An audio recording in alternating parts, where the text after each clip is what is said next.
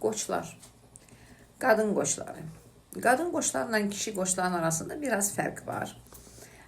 Bir də ki, qoçlar deyəndə həmən deyirlər, egoistlər, çox aqressivdilər, acı deyildilər. Məsələn, səbirsizdirlər. Bəli, qoçlar səbirsizdir. Bəli, qoçlar egoistlər, qısqancdırlar, çox qısqancdırlar. Amma burada kişi və qadın. Mən bugün qadın qoçlardan danışacağım. Qadın qoçları. Qadın qoçlar çox qısqanc olur. Çox. Egoistlik var, bəli, bölüşə bilmirlər.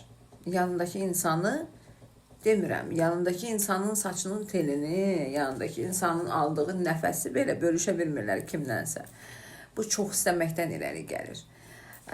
Bəzi insanlar indi deyəcəklər ki, yox, bu artıq dəlilikdir, xəstəlikdir. Mən narsistliyi demirəm, narsistcəsinə.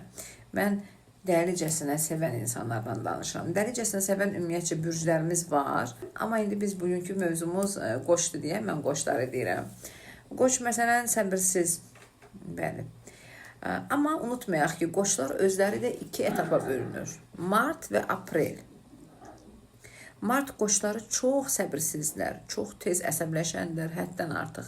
Aprel qoçlarına baxsaq, onlar daha çox əsəbləşənlər, daha çox həmən reaksiya verirlər hər bir sözə. Amma aprel qoçları bir qədər təmkinli olurlar.